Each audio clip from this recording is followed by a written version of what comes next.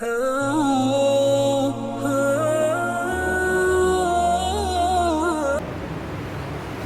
الله الرحمن الرحيم وإذ قال إبراهيم رب اجعل هذا بلدا آمنا وارزق أهله من الثمرات من من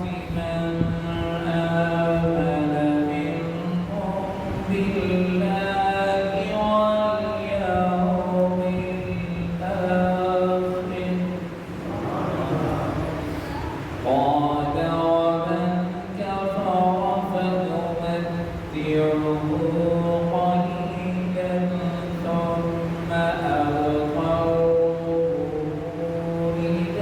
ثم أضطره إلى عذاب النار وبئس المصير وإذ يرفع إبراهيم القواعد من البيت وإسماعيل ربنا تقبل منا إنك أنت السميع العليم صدق الله وإذ اور جب قال حضرت ابراہیم حضرت ابراہیم علیہ السلام نے ربی اے میرے اللہ اجعل بنا ھذا اس بلدن شہر کو آمنا امن والا اور یاد کرو جب حضرت ابراہیم علیہ السلام نے اپنے رب کی بارگاہ میں عرض کی تھی یا اللہ اس شہر کو امن والا بنا دے وارزق اور عزت دے اہلہ اس کے رہنے والوں کو من الثمرات پھلوں کا من آمن منہم اور جو ان میں سے ایمان لائے باللہ اللہ پر والیوم الآخر اور آخرت کے دن پر قال اللہ نے فرمایا ومن کفر جو کافر ہوا فَأُمَتِّعُهُ اس کو استعمال کرنے کے لیے دیں گے ہم قلیلا تھوڑا سا ثم دنیاوی زندگی گزارنے کے بعد اپنا رزق کھا لینے کے بعد پھر اضطرُّهُ اس کو مجبور کیا جائے گا اِلَىٰ عَذَابِ النَّارِ آگ کے عذاب کی طرف وَبِئْسَ الْمَصِيرُ اور وہ بہت ہی برا ٹھکانہ اور ہی بری پلٹنے کی جگہ واحد اور یاد کیجیے جب یرفع بلند کر رہے تھے ابراہیم سیدنا ابراہیم علی نبینا علیہ السلام القواعد دیواروں کو من البیت اللہ کے گھر کے دیواروں کو جب حضرت ابراہیم علیہ السلام بلند کر رہے تھے اس وقت کو یاد کرو واسماعیل اور حضرت اسماعیل علیہ السلام بھی آپ کے ساتھ معاونت کر رہے تھے ربنا اے میرے رب تقبل منا حضرت ابراہیم علیہ السلام نے حضرت اسماعیل علیہ السلام نے دعا کے لیے ہاتھ اٹھائے اے ہمارے رب ہماری طرف سے یہ قبول فرما انک بیشک تو انت السمیع العلیم سننے والا بھی ہے علم والا بھی ہے حضرت سیدنا ابراہیم علیہ السلام نے اللہ تعالیٰ کے حکم پر عمل کیا اور جو مضمون پچھلے سبق کے لحاظ سے رہ گیا تھا اس میں عام بات یہ ہے اللہ تعالیٰ کی بارگاہ میں عرض کی یا اللہ اس گھر پر لوگوں کے ثواب کی جگہ اور اس گھر پر لوگوں کے پلٹنے کی جگہ بنا دے اللہ تعالیٰ نے حضرت ابراہیم علیہ السلام کی دعا کو قبول کیا اور ساری انسانیت کے لیے مرجع اور مرکز بنایا اور وہ جگہ وہ مرکز جہاں پر بیت اللہ شریف ہے اس کو زمین کا قطر بھی کہا جاتا ہے اور زمین کا مرکز بھی کہا جاتا ہے انسانیت ساری انسانیت حضرت ابراہیم علیہ السلام کی اس دعا کا ثمرہ کعبۃ اللہ کو احترام کی نگاہ سے دیکھتی ہے، اور کعبہ اور اس کا صحن حرم بنا، امن کی جگہ بنا۔ یہاں پر اللہ تعالیٰ نے امن و آشتی عطا فرما دی۔ حضرت ابراہیم علیہ السلام کو امام بنایا، ان کی دعا کو قبول فرمایا، اور کعبہ میں آنے والوں کو حکم فرمایا۔ جہاں پر حضرت ابراہیم علیہ السلام کھڑے ہوتے تھے، یہ پتھر ہے جس کو مقام ابراہیم کہا جاتا ہے، جنت سے آیا۔ جتنا بلند ہونا ہوتا اتنا بلند ہو جاتا، جتنا نیچے جانا ہوتا اتنا نیچے چلے جاتے۔ جب دیواریں ہاتھوں سے بلند ہو گئی، جب دیواروں پر پتھر رکھنا مشکل ہو گیا، اللہ تعالیٰ نے کہ خدائی کے اہتمام فرمایا، وہ پتھر عطا کیا، پیارے ابراہیم اس پر کھڑے ہو جاؤ۔ حضرت ابراہیم علیہ السلام وہاں کھڑے ہو گئے، مقام ابراہیم ٹھہرا۔ مقام کہتے ہیں قیام کی جگہ، آپ نے وہاں پر قیام فرمایا، اور کعبۃ اللہ کی تعمیر میں وہ بڑا مبین و معاون ثابت ہوا۔ اللہ تعالیٰ چاہے تو ایک پتھر کو مددگار بنا کر بھیج دیتا۔ قرآن کہتا ہے وہ پتھر کہاں پر کام آیا؟ اس جگہ پر۔ اس کو یہ صلاحیت کس نے عطا کی؟ اس کو نازل کس نے کیا؟ اس کو یہ صلاحیت عطا کس نے کی؟ اگر اللہ کی طرف سے ہو تو پتھر بھی مددگار ماننا جا سکتا ہے، اگر اللہ کے مقابلے میں ہو تو بڑے سے بڑا انسان بھی کچھ نہیں کر سکتا۔ یہ قرآن کا نظریہ سامنے قرآن ہے، اور قرآن کی آیات پڑھی ہیں۔ مقام ابراہیم کے لحاظ سے تمام تر ہسٹوریکل بکس کو دیکھ لو، تمام تر تاریخ کو دیکھ لو کہ کون سی چیز اللہ تعالیٰ نے حضرت ابراہیم علیہ السلام کے لیے مقام کے طور پہ منتخب فرمائی۔ وہ پتھر تھا کہ جو لفٹر کا کام کرتا تھا، جب نیچے آنا ہوتا گارا وغیرہ لینے کے لیے، پتھر لینے کے لیے، تو پتھر نیچے آ جاتا، جتنا بلند ہونا ہوتا حضرت ابراہیم علیہ السلام کی مرضی کے تابع اللہ نے اس پتھر کو کر دیا۔ آج لوگ باتیں کر رہے ہیں کہ ہم اب مینٹل سیٹلمنٹ سے چلیں گے، اب ایسی ایجادات ہونے والی ہیں جو انسان اپنے مائنڈ سے کنٹرول کر سکے گا۔ یہ وہ پتھر ہے جو حضرت ابراہیم علیہ السلام کی مینٹل سیٹلمنٹ کے لحاظ سے سیٹ کر دیا گیا تھا، جتنا آپ بلند ہونا چاہتے اتنا بلند ہو جاتا۔ اللہ تعالیٰ نے اپنی قدرت کے شاہکار بنا دیے ہیں، انسان کی سوچ ابھی وہاں تک پرواز کرنے ہی نہیں پاتی جہاں سے اللہ تعالیٰ کی قدرتوں کا آغاز ہوتا ہے۔ حضرت ابراہیم علیہ السلام کے کھڑا ہونے کی جگہ کو تو کیا پتھر ہی تھا نا، پتھر تھا نا، وہ مقام ابراہیم بھی پتھر ہے اور حجر اسود بھی پتھر ہے۔ اس کے پتھر ہونے کی اصلیت کو دیکھو اور پھر اس کی نسبت کو دیکھو۔ پتھر ہونے کی نسبت تو یہ ہے کہ حضرت عمر فاروق رضی اللہ عنہ نے حجر اسود کو چومنے سے پہلے کہا تھا انی اعلم انک حجر لا تضر ولا تنفع، اے حجر اسود ہے تو پتھر ہی نا۔ عمر فاروق پکا مواحد ہے، جب سے کلمہ پڑھا ہے اللہ اور اس کے رسول کی محبت کے علاوہ ساری محبتیں نکل گئی ہیں، خاص طور پر پتھروں کی محبت تو نکال چکا۔ اب کسی پتھر کی محبت عمر کے دل میں نہیں سما سکتی، اس لیے میں چوموں گا کیوں تمہیں؟ چوما تو سے جاتا ہے نا جس سے قلب کی محبت کی جائے اور مودت رکھی جائے، اسے چوما جاتا ہے۔ میں تمہیں کیوں چوموں؟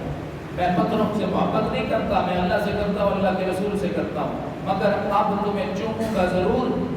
کیوں؟ اس لیے کہ جس سے میں محبت کرتا ہوں میں نے دیکھا، رأیت النبی صلی اللہ علیہ وسلم یقبلک، میرے معبود کے گلے قدس کی پنکھڑیاں تمہیں چوم رہی تھی، اس لیے میں چوموں گا۔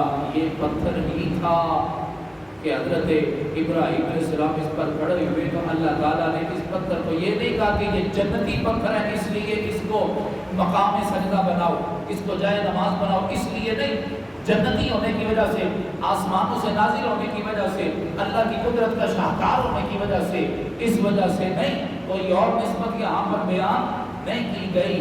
اللہ تعالیٰ نے اس کائنات میں اپنے پیاروں کی نسبتوں کو واضح فرمایا ہے۔ یہ وہ جگہ ہے جہاں میرے پیارے ابراہیم علیہ السلام کھڑے ہوا کرتے تھے۔ اب حضرت ابراہیم علیہ السلام کی جگہ جہاں پر آپ کھڑے ہوئے ہیں، اس کے تبرک کو اللہ نے بیان فرمایا۔ تبرک کیا ہے؟ برکت کا نظریہ کیا ہے؟ اہل سنت و جماعت تبرکات کے قائل کیوں ہیں؟ اس کے پیچھے نظریہ کیا ہے، اس کے پیچھے کیا ثبوت ہے، اس کے پیچھے دلائل کیا ہے۔ قرآن بھی موجود ہے، کریم آقا صلی اللہ علیہ وسلم کا فرمان بھی موجود ہے جو اس لحاظ سے عمل کر کے دکھاتا ہے۔ اگرچہ ساری دنیا، ساری زمین کو اللہ تعالیٰ نے جائے سجدہ بنا دیا ہے، جعلت لی الارض مسجدا وطہورا، کریم آقا صلی اللہ علیہ وسلم ارشاد فرماتے ہیں ساری زمین کو میرے لیے، میری امت کے لیے اللہ تعالیٰ نے مسجد بنا دیا۔ ساری جگہوں پر سجدے ہو سکتے ہیں، ہر پاکیزہ جگہ پر اللہ تعالیٰ سجدہ قبول فرماتا ہے، ہر جگہ سجدہ قبول ہوتا ہے، مگر وجہ کیا ہے؟ گھر میں سجدہ کریں تو قبولیت کا مقام اور ہے، فرض نماز پڑھتے ہوئے مسجد میں آ کر سجدہ کریں قبولیت کا مقام اور ہے، بیت اللہ شریف کے حرم میں چلے جائیں قبولیت کا معیار اور ہے۔ اور پھر وہاں پر تو بتا دیا گیا نا، باجماعت نماز ادا کرو تو 27 گنا زیادہ ثواب ملتا ہے، اور پھر کہا گیا کہ تم حرم کعبہ میں جا کر نماز پڑھو گے، ایک نماز پڑھو گے 1,00,000 نماز پڑھنے کا ثواب ملے گا۔ تو جب مقام ابراہیم کی باری آئی، مقام ابراہیم یہ کس جگہ پر نصب ہے؟ یہ سین کعبہ میں گاڑ دیا گیا ہے، تبرک کے طور پہ گاڑا گیا ہے نا، اس کے اندر برکت تھی تو اس میں نصب کر دیا گیا۔ کیوں اللہ تعالیٰ نے قرآن میں قیامت تک کے لیے اس کی برکت کو، تبریک کو بیان کر دیا؟ یہاں پر آ کر تم اس کو، اس جگہ کو پیش مقام رکھتے ہوئے بھی نماز پڑھ لو نا، اگر وہاں قریب جگہ نہ بھی ملے تو مقام ابراہیم کو پیش مقام رکھتے ہوئے کعبۃ اللہ کی طرف منہ کر کے نماز پڑھ لو تو اللہ تعالیٰ ثواب کتنا عطا کرے گا، تیری شماریات ختم ہو جائے گی، فیل ہو جائے گی، اللہ تعالیٰ تجھے تیری سوچ سے بھی زیادہ ثواب عطا کرے گا۔ کیونکہ کعبۃ اللہ کا حرم سارے کا سارا مثابۃ للناس، یہ لوگوں کے لیے ثواب کی جگہ ہے، لیکن خانہ کعبہ کے اندر، حسین کعبہ کے اندر جو یہ پتھر ہے اس کی عظمت کو اللہ نے بیان کیا ہے۔ اب یہ قرآن بریلویت کو بیان کرتا ہے تو ہمارا اس میں کیا قصور ہے؟ یہ قرآن بھی وہی مسلک بیان کرتا ہے جو امام احمد رضا خان بریلی میں پڑھایا ہے۔ تو تبرکات کا نظریہ قرآن سے ثابت ہوا۔ کریم آقا صلی اللہ علیہ وسلم نے اپنے ابا جان یعنی کہ فرمایا انا دعا ابی ابراہیم، میں اپنے ابا جی ابراہیم علیہ السلام کی دعا کا نتیجہ ہوں، تو کہا کہ ہم ملت ابراہیمی ہیں، ملت ابراہیمی پر جو سنت ابراہیمی پر، جو طریقہ ابراہیمی پر، جو آپ کی بنائے ہوئے ضابطے پر عمل کرے گا، دین محمدی صلی اللہ علیہ وسلم بھی اسی کی تائید کرتا ہے۔ تو اللہ تعالیٰ نے اس گھر کا سفر بھی اس پر ہی فرض کیا ہے جو یہاں جانے کی استطاعت اور طاقت رکھتا ہے، ورنہ اللہ تعالیٰ دلی ارادوں کے پیش نظر گھر میں بیٹھے بیٹھے ثواب عطا فرما دے تو وہ بے نیاز ہے۔ حضرت ابراہیم علیہ السلام کو اس گھر کے انتظام اور اہتمام کا حکم فرمایا۔ اللہ حاضر کے وہاں پر خدمتیں کرنا تو بڑی بات ہے، کوئی خادم لگ جائے، پلکوں سے جھاڑو دینا بھی نصیب ہو جائے تو یہ بڑی قسمت کی بات ہے۔ اللہ تعالیٰ کی وہ عبادت کی جگہ جہاں پر اللہ تعالیٰ کے لیے ہم عبادت کرتے ہیں، اللہ تعالیٰ کو سجدہ کرنے کی جگہ جس کو مسجد کہا جاتا ہے، اس کا نظم و نسق چلانے والے بھی اللہ تعالیٰ کے مقبول بنتے ہیں۔ کیوں؟ اس لیے کہ اللہ تعالیٰ ہی نے منتخب فرمائے ہیں حضرت ابراہیم علیہ السلام کو مسجد حرام کے نظم و نسق کے لیے اور اس کی ستھرائی اور صفائی کے لیے حکم دیا ہے۔ ہمیں بھی چاہیے کہ مسجد میں آ کر اس کی صفائی اور ستھرائی کا خیال کریں اور اس کے خوشگوار ماحول کے لیے اپنی کوشش کریں۔ جو دن کا اٹھائے گا، جو مسجد کی صفائی فرمائے گا، اللہ تعالیٰ قیامت کے دن اسے اونچا اور بلند مقام عطا فرمائے گا۔ جو اس شہر کو امن کا گہوارہ بنایا گیا، اس کے پیچھے بھی حضرت ابراہیم علیہ السلام کی دعا تھی۔ دیکھیے دعا کے قبول ہونے کا معیار کیا ہے۔ وہ بیت اللہ شریف جہاں جا کر جس بیت اللہ شریف کو پہلی نظر دیکھنے سے جو دعا مانگے قبول ہو جاتی ہے، اس کو یہ صلاحیت عطا کس نے کی ہے؟ حضرت ابراہیم علیہ السلام کی دعا اس کے پیچھے کار فرما ہے کہ حضرت ابراہیم علیہ السلام فرما رہے تھے اس جگہ کو مرکز امن بھی بنا دے، اس جگہ کو مرکز برکت بھی بنا دے، یا اللہ اس جگہ کو، اس جگہ کے رہنے والوں کو اپنی رحمتوں سے ڈھانپ لے۔ یہ بے آب ہو گیا جنگل، یہاں پر بیابان کچھ بھی نہیں ہے، یہاں پر پانی نہیں، یہاں پر پانی سے پیداوار نہیں، یہاں پر آبادی نہیں، یہاں پر کافلے بھی تیزی سے گزر جاتے ہیں، رکتے نہیں۔ یا اللہ اس جگہ کو اپنے اس گھر کا صدقہ آباد بھی فرما دے، اس جگہ کو شاد بھی فرما دے۔ تو آج وہاں پر برکات دیکھنے کو جو ملتی ہیں، اصل میں یہ دعائے ابراہیمی کا صدقہ ہے کہ حضرت ابراہیم علیہ السلام نے جب مانگا تھا یا اللہ یہاں کے رہنے والوں کو ثمرات یعنی کہ پھلوں کا رزق عطا فرما، مگر عرض کی یا اللہ جو ایمان والے ہیں، تیرے اوپر ایمان رکھتے ہیں، آخرت پر ایمان رکھتے ہیں، اللہ تعالیٰ نے ارشاد فرمایا ہم ان کو بھی رزق دیں گے مگر محروم کافروں کو بھی نہیں رکھیں گے۔ انسانوں کے ہونے کے لحاظ سے مخلوق میری ہے، ان کو رزق دینے کا وعدہ میں نے کیا تھا، انسان نے عمل کرنے کا وعدہ کیا تھا، میں اپنا وعدہ پورا کرتا جاؤں گا۔ جو انسان اپنے کیے ہوئے وعدے میں تقسیم کرے گا، قصور کرے گا، تو کل قیامت کے دن اسے پتہ چل جائے گا دنیا کا مال بڑا تھوڑا سا تھا، اس کو مجبور کر کے دھکیل کر جب جہنم میں ڈالا جائے گا تو پتہ چلے گا یہ ٹھکانہ کتنا برا ہے۔ اللہ تعالیٰ اس لیے مسلم کو بھی عطا کرتا ہے، غیر مسلم کو بھی عطا کرتا ہے، ماننے والے کو بھی عطا کرتا ہے، انکار کرنے والے کو بھی عطا کرتا ہے۔ وہ اپنے وعدے کے خلاف نہیں فرماتا، رزق کا وعدہ اس نے کر رکھا ہے، مگر اللہ تعالیٰ نے اس اپنی رحمت سے معروف نہیں رکھا۔ حساب کر قیامت کے دن دینا پڑے گا، میں نے تجھے اتنا کچھ عطا کیا، تیرے لیے میں نے اتنے انتظامات کیے، تو نے میری بارگاہ میں کیا خدمت پیش کی۔ جو جواب نہ دے سکے گا اس کو جہنم کے اندر ہمیشہ کے لیے پھینک دیا جائے گا۔ وہی ہے کہ جس کا خاتمہ بالخیر نہ ہوا۔ حضرت ابراہیم علیہ السلام، حضرت اسماعیل علیہ السلام نے اتنی خدمت جلیلہ پیش کرنے کے بعد بھی رب کی بارگاہ میں عز و نیاز سے ہاتھ اٹھا دیے، عبادت جلیلہ کرنے کے بعد بھی، خدمت اعلیٰ پیش کرنے کے بعد بھی کوئی دل کے اندر تکبر نہیں، کوئی دل کے اندر غرور نہیں کہ بڑا کمال کیا ہم باپ بیٹے نے، مگر دل کے اندر ہے تو صرف عاجزی ہے۔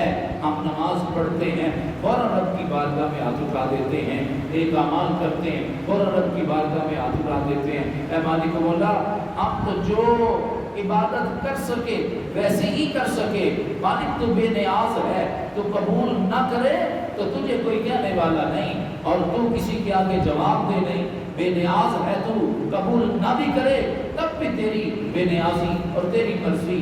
اے مالک مولا اگر قبول کر لے تو وہ تیری سراسر رحمت ہے، وہ تیری سراسر مہربانی ہے۔ اس لیے کعبۃ اللہ تعمیر کرنے کے بعد بھی عز و نیاز کے لیے بہتر بندے، اللہ کے مقبول بندے رب کی بارگاہ میں عرضی پیش کر رہے ہیں، یا اللہ عمل ہم نے کیا ہے، قبولیت اس عمل کو تو عطا فرما دے۔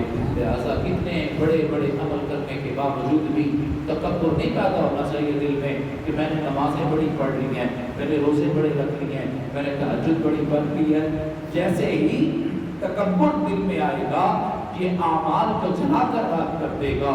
عبادت کی اللہ کا قرآن کہتا ہے میرے بندوں میں سے وہ بندے بھی ہیں جو کر سکتے ہیں وہ کرتے ہیں، کرنے کے بعد پھر رو دیتے ہیں، اس لیے کہ مالک ہم تو ایسی نماز پڑھ سکتے ہیں، ہم تو ایسے ہی روزے رکھ سکتے ہیں، اے مالک مولا اس میں تقصیریں بھی ہیں، اس میں کمیاں کوتاہیاں بھی ہیں، اے مالک مولا کمیوں کوتاہیوں کو اپنی رحمت کا صدقہ معاف کر دے اور ہماری اس عبادت کو درجہ قبولیت عطا کر دے۔